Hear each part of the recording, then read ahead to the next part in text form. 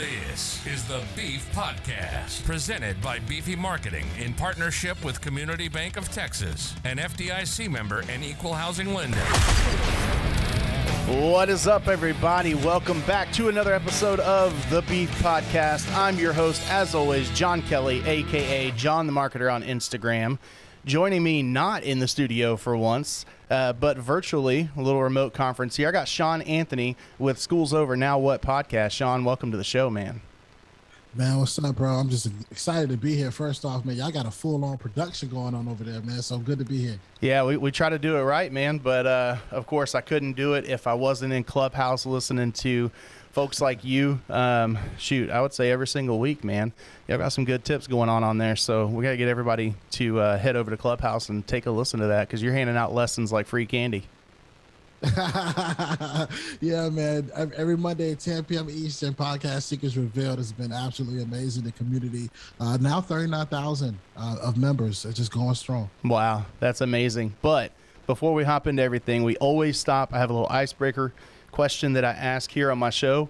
So if you had your own late night talk show, who would you invite as your first guest, man? Kevin Hart, man. Yeah. Kevin Hart. You know what? I like that answer. That's a cool dude. The documentaries and stuff I've seen, the behind the scenes stuff with him, seems like he's got a good head on his shoulders, man. Yeah, absolutely. I think for me, it's just the journey, like the journey of doing soul playing as a movie where he's introduced to the world to now just taking over almost anything he puts out on Netflix is pretty amazing. Yeah. I'll tell you what, one guy that I really like and I really follow, especially down here in Texas, is Matthew McConaughey. So I think he'd be a cool guest to have. Hey, man, he was doing like this books, like he was on a book tour, and he was probably one of the easiest guests to get during his book tour. If you were reaching out at that moment, man, there's people who got him on their show who probably just started podcasting. Nice. Which I think was amazing. Yeah, no, he seems like just a really cool, laid back dude, you know. So, but Kevin Hart too, man. I would say there's a lot of celebrities I'd like to have on, but if I had to choose one, yeah, I think that's who I'd go with. But before we hop into it, man, every single episode I have to stop and talk about our tremendous sponsor, Community Bank of Texas. So we got sponsored by Community Bank of Texas, and they know that especially now, the experience and availability of a banking partner is crucial. Community Bank of Texas is here to help your business. Their bankers have been working diligently to give clients the support that they need during these challenging economic times. And as a business owner, there's a lot of things that keep us up at night, but our banker should not be one of them. When you bank with Community Bank of Texas, you have the freedom to focus on your business commitments instead of worrying about the commitment of your banker. Community Bank of Texas is proudly committed to partnering with you and your business through it all. Short-term hurdles, long-term growth, countless new directions, especially all the pivots we've been taking with COVID lately. Because when it comes to doing business, Community Bank of Texas simply delivers a better banking experience. Community Bank of Texas is a foundation you can build your business on for decades to come. Community Bank of Texas, business banking, better banking, member FDIC, and equal housing lender. But the reason we're here today, man, who is Shawn Anthony? Where did you come from, and how did you get started in all this? Yeah, man, I'm a kid from Rocky Mount, North Carolina, you know, and that's such a great question. I think for me, it all starts with what are you doing in those teenage years? At 14, my life was completely different than a lot of people probably listening. At 14, my brother went out to college, and he became this big nightlife party promoter. I mean, partying with huge artists. We're talking about from Rick Ross to Young Jeezy. So at 14, I was in the club, man. I was in the club, standing on couches, popping bottles, doing all the most illegal things you can imagine. But what I did do is that I learned the game of marketing, the game of understanding how did he get those people into that building, right? How did he attract such a loyal clientele base? And that made me jump into parties. And my very first party, I remember like it was yesterday, I threw a party for a bunch of 18-year-olds who were graduating. I was 14 at the time. And at the end of the night, I made $6,000. And that, for me, dude, it just set me on a whole roller coaster of I was going to chase the bag. I was going to figure out how to really make this thing work. And I went out to college, and I became a big nightlife party promoter. So that just took my whole life into a whole different world, man. Yeah, so how did you transition from that party promotion thing to what you're doing now? Great question. I mean, here's what happens, right? As you're in college and everybody's graduating and leaving, you have to figure out, okay, what's next for you in your life? And so I took those transferable skills we just talked about, marketing, advertising, getting people together, and I went corporate. I was promoted 6 times in 4 years. And while I was corporate, I looked around, I saw all of my friends, and none of them knew what they were doing after college. And I knew that there was a way that I could possibly be the game changer in this. And I stumbled across podcasting. And the only reason I stumbled across it is because I took a job, and the job took me 6 hours away from my family. So here I am about to fall asleep driving my car, pulling over at Dunkin' Donuts, and stumbling across this weird purple-looking app called a podcast app. So I started listening to guys like Ed Milet, Chris Drama Path, Evan Carmichael, all these guys. I say their name respectfully because they've all been on my show. But I realized that there was a part that I could reach certain people that they could never reach, and they didn't look like me, but I wanted their expertise. And so it led me to creating Schools Over Now with the podcast, where I've been able to extract those gems and give that game out to so many people. So is that all you do, is strictly just podcasting, or is there more to the business? Absolutely, man. I do more beyond that. Now, what that's helped me do, that's helped me to also teach other podcasters exactly how to brand themselves correctly, how to either get the sponsorship deals, how to attract a loyal community, how to get huge names on your guests, on your show, which turned into products. It turned into ebooks. It turned into courses. And also now what's turned into is me representing a lot of those celebrities, entrepreneurs, and influencers that I've brought on my show now from a business standpoint in their marketing and their strategy. That's killer. So, I mean, what attracted you to podcasting? Why do you do it? Yeah, I think what attracted me to it was that it was a playing field that still to this day that is so underutilized. Like, you think about YouTube, right? There's so many different YouTubers. There's so many different videos. People are just now hearing about podcasting, and it's 2021. Yeah. And I think the market is so far from not being saturated, but all it takes is your uniqueness, the ability to be who you are, speak how you normally speak, and allowing for others to be attracted to it. That's what really got me saying, you know what, podcasting can be a game changer if people utilize it. Yeah, I couldn't agree more, man. I mean, I think my introduction to podcasting probably started back with AM radio, way back in like 2007, 2008. I had a Mustang, and that little thing was nice, had a good engine in it, but it didn't have FM radio. There was something wrong with my antenna, and all I could get was AM radio. And I was like, man, I'm going to wind up going insane. Like, I have to do something. I got to get a new head unit so I can listen to CDs or something, And I wound up just listening to that AM radio, and then I figured out, wow, you know what? I like hearing people talk, tell their opinions, discuss it with other people, especially when they disagree and you get two really good points of view. And then all of a sudden, I just heard later about this thing called podcasting, and I was like, all right, well, let me check it out. And of course, Joe Rogan is a big hit, but I just found that love for podcasting probably a couple of years ago, and I just started out as a listener, and then it just turned into, holy cow, with everybody being off of their normal day job with COVID and stuff like that, having a lot of time around the house, you've got time to listen to stuff, and you realize how big podcasting is, especially for storytelling. And that's why we started what we do here, because it became, hey, this is an easy way just to get people out there and tell their story and connect with their audience. Because as you know, in marketing, branding is connecting with your audience. So if you're not finding that connection yourself, you need somebody to give you that push. And hopefully this podcast will be that push. Not that you need a lot of help. You got a lot of followers. You have a lot of people that pay attention to you. You've got some great lessons going out there, but it's still going to expose everything to other people that probably would have never checked it out to begin with. Absolutely, man. I couldn't agree more, right? Every stage you get on is an opportunity, right? And you have to really look at it like saying, you know what? Somebody's curated something, whether it's 5 listeners, 10 listeners, or 10,000, right? What you're doing is that you're curating a community that is listening to your show, on a weekly basis, that are saying, you know what? I'm a small business owner. I don't want to be that business that goes out in 5 years. Let me tune into it, right? So you can't take nothing for granted. I think that's the beauty of podcasting, is the cross collaboration. For sure. So what is your podcast about exactly? Yeah, man. So my podcast is about a question that everybody listening to this has all asked themselves at some point in their life. right? School's over. Now what do you do? It's probably one of the most annoying questions you can get as someone who either dropped out of school or someone who either got an education and don't know what to do with it, or perhaps you just walk across the stage and your grandma or your mom is waiting at the end saying, okay, now what are you going to do with your life?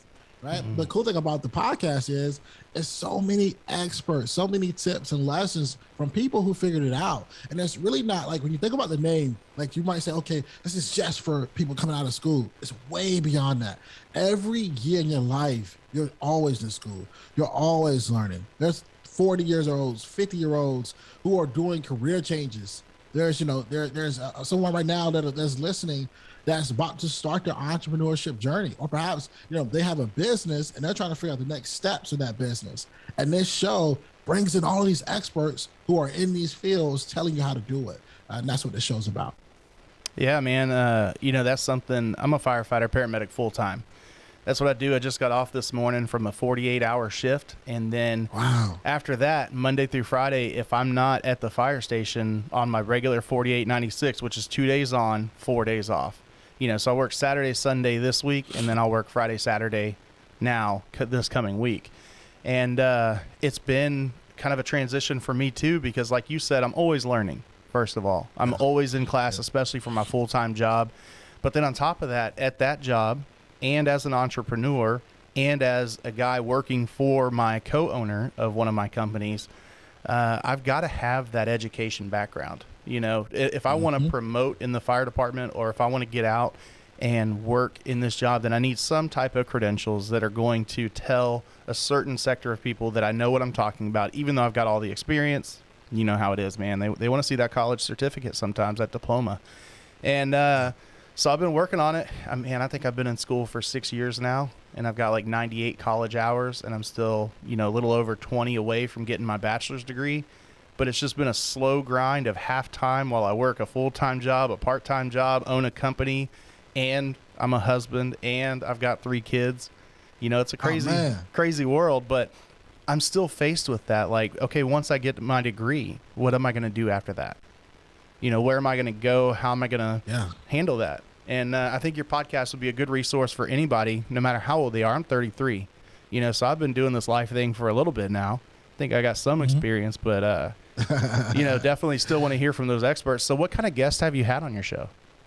Oh, man. I've had Beyonce's dad, Matthew Knowles. I've had Ed Milet. I've had Grant Cardone. I have Seth Godin, Grammy Award winners like Estelle, Trent Shelton, Jasmine Starr. I mean, the list is absolutely insane. Olympians like Gabby Reese. It's just so many people from so many wide ranges of dynamics and diversity. I think that makes it so unique, because if I look at other podcasts, right, they usually go down one lane, a certain type of guest all the time. I think what's so amazing about mine is I can interview somebody you've seen on TV absolutely every single week. And then I can go interview somebody who's a New York Times bestselling author, but I can go pull someone that you haven't heard of yet who's going to be next up. And I think it's so many different ways that they all speak and they tell their stories in such amazing ways that it captures the audience's ear.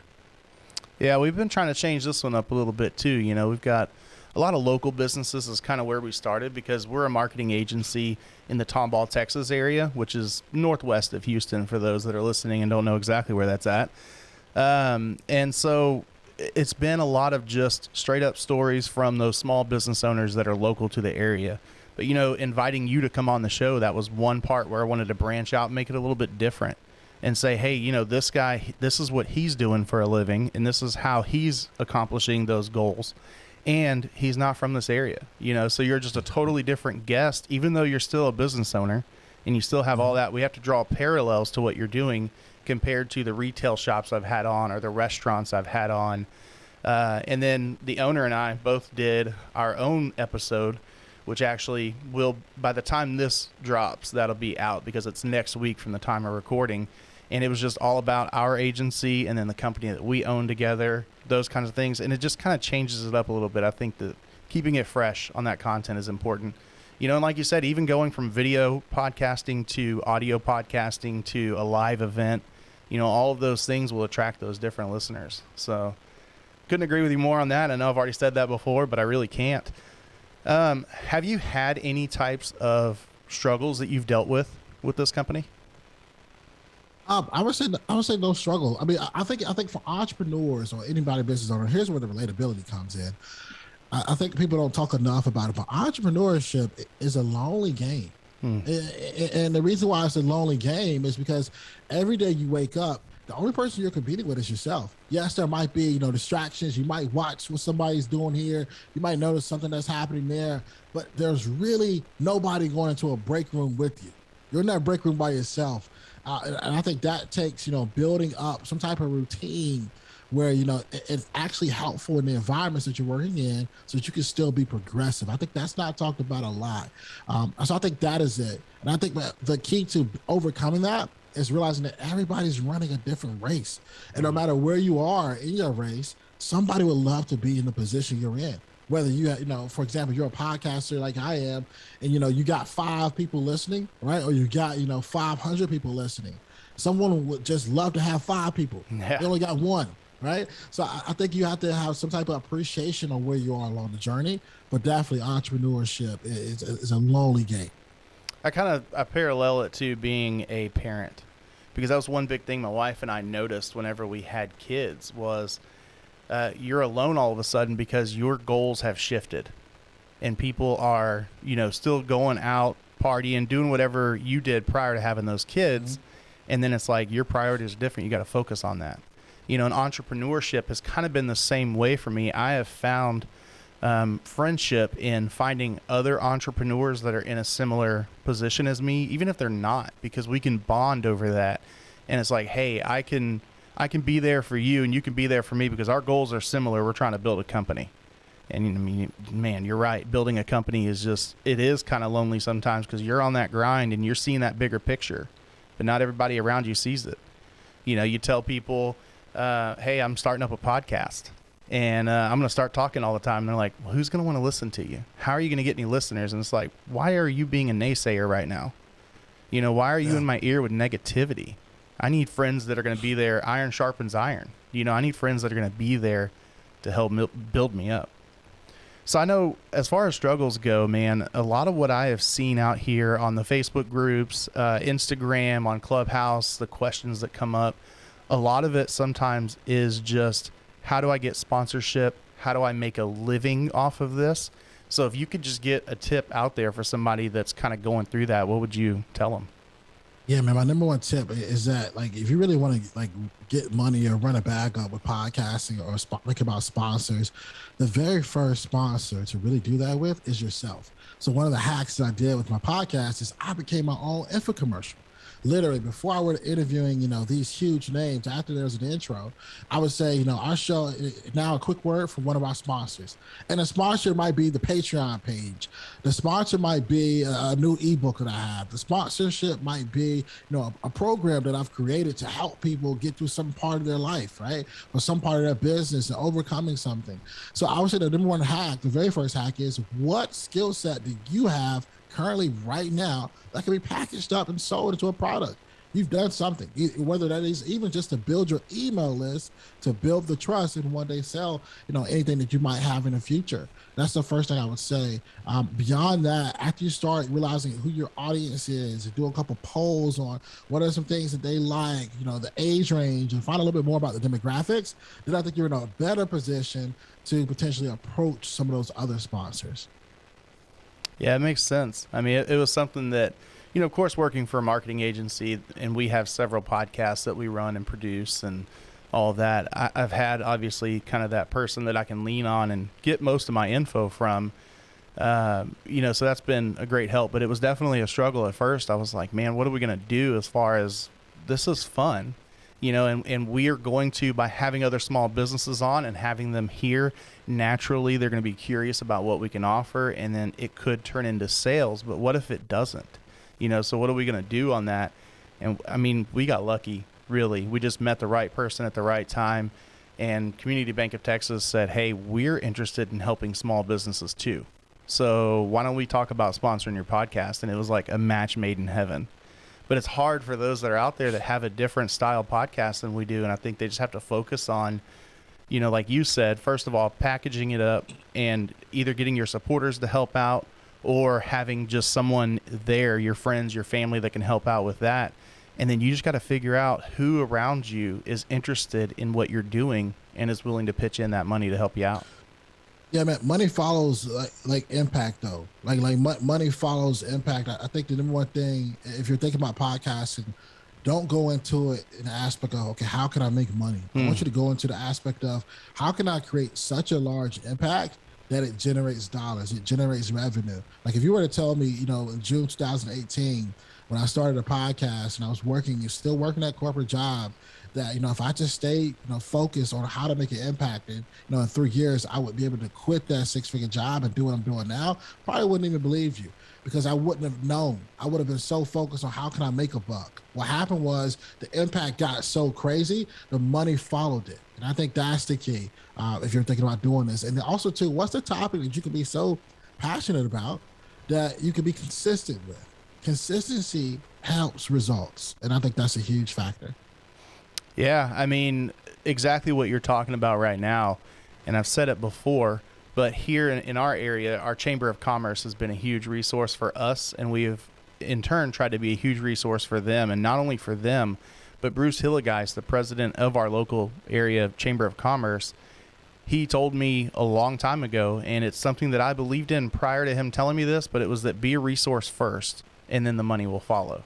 And that's how we have kind of done business as Beefy Marketing, and that's how we do business as a podcast, is we're just here to be a resource. We want to help you out. We want to get your name out. We want to get your story out, and we want to find you new people to follow, new people to try your product, new people to buy your ebook, whatever it may be. But then at some point in time, most of those people are going to say, hey, you know what? They were a huge resource for me. I need to focus on using them for whatever is going to happen in the future. So I like that. I like that narrative. I think it's really good. Appreciate that, man. So, I mean, anything else you want to throw, like your elevator pitch out there about your company, what you have to offer, where we can find you, how we can support you, that kind of thing? Yeah, absolutely, man. I mean, I'm everywhere across all platforms at Shawn R. Anthony _. That's Shawn R. Anthony _. Also, all across all social media platforms. If you're listening to on the audio base or YouTube, it's Schools Over Now What. You can check out schoolsovernowwhat.com, where you can grab the ebook and all things that we have to offer, man. And I appreciate you guys for highlighting it and giving us the opportunity to be, on your platform, right? You curated an audience, you've curated, a community of people that support you, and I'm glad to now be a part of it. Man, I'm just happy to hear your story of going from 14-year-old in a club. I lived out in the country when I was growing up, so it was a little different. I was in the ice house, but I was the same way as you, man. My dad just had me out there.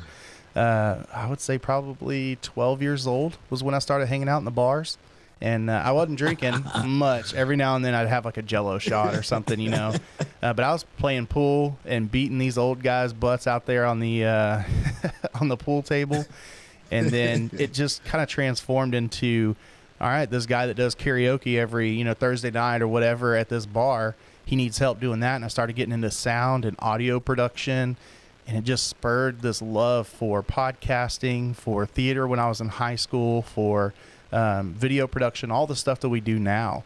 And it just, it changed who I was and kind of set me on a really cool path. And it's cool to hear your story, kind of similar to mine in that, except that, of course, you were in a different area, I guess, so you're in the club, which I would have probably much rather been in the club than hanging out with a bunch of old dudes at a bar. But, it's cool to see that transition. So thank you for opening up and sharing that with us. And again, I just can't thank you enough for being on the show, man.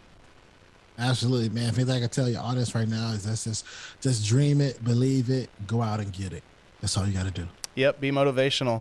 Listeners, watchers now, viewers with this video thing we've got going on here, new to our podcast.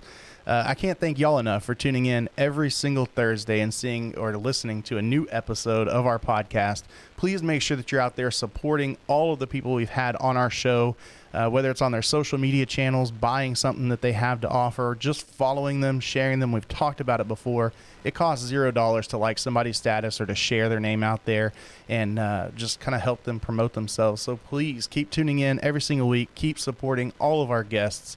As always, I want you to have a great week. Be nice. Be kind. We're out.